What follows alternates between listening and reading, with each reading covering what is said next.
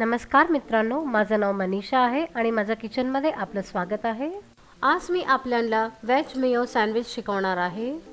मी ही sandwich बनवण्याकरता हिरवी चटणी, mayonnaise आणि भाज्यांचा वापर केलेला आहे। हे सगळ्यांचं कॉम्बिनेशन अप्रतिम लागतो। तर चला वेज मेयो सँडविच बनवायची सुरुवात करूया। सँडविच बनवण्याकरता जो मिश्रण आहे ते आपण पहिला तयार करून घेऊया। मी 3 टेबलस्पून मेयोनीज घेतलेला आहे। हे एगलेस मेयोनीज आहे, ते मी एक प्लेटमध्ये काढून घेते। त्याच्यामध्ये मी 2 चमचे सँडविचची चटणी टाकते।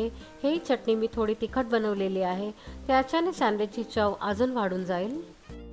आता मी दोन्ही साहित्याला छान मिक्स करून घेते। सगळं साहित्य छान मिक्स झालेलं आहे।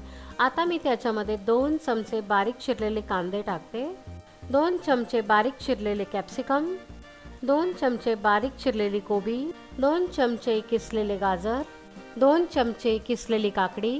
काकडीमध्ये जे पाणी असतं त्याला मी काढून टाकलेलं आहे। आता मी सगळं साहित्याला छान मिक्स करून घेते। मित्रांनो, ही रेसिपी मुलांना पुष्कळ आवडते।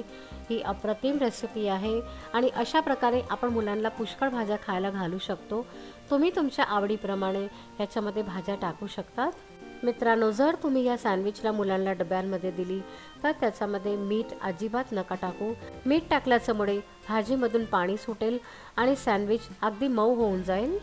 आपलं स्टफिंग तयार आहे। आता आपण सँडविच बनवायची तयारी करूया। मी इकडे ब्रेड घेतलेला आहे आणि त्याची जी साइड असते त्याला मी काढून टाकलेलं आहे। त्याच्यावरती मी बटर लावून घेते। बटर लावल्याच्या नंतर आपण जे स्टफिंग तयार केलेलं आहे ते मी सँडविचवरती ठेवून देते। आपण चांगली क्वांटिटीने स्टफिंगला लावूया, त्याच्याने याची चव अजून वाढून जाईल। मी स्टफिंग लावून घेतलेलं आहे आणि त्याच्यावरती आता मी दुसरी ब्रेडची स्लाइस असते ते मी लावून घेते आणि आता मी याला कट करून सर्व करून घेते। आपली वेज मेयो सँडविच ही अप्रतिम रेसिपी आहे। तुम्ही ही रेसिपीला घरी करून पहा आणि घरच्यांना सगळ्यांना खुश करून टाका।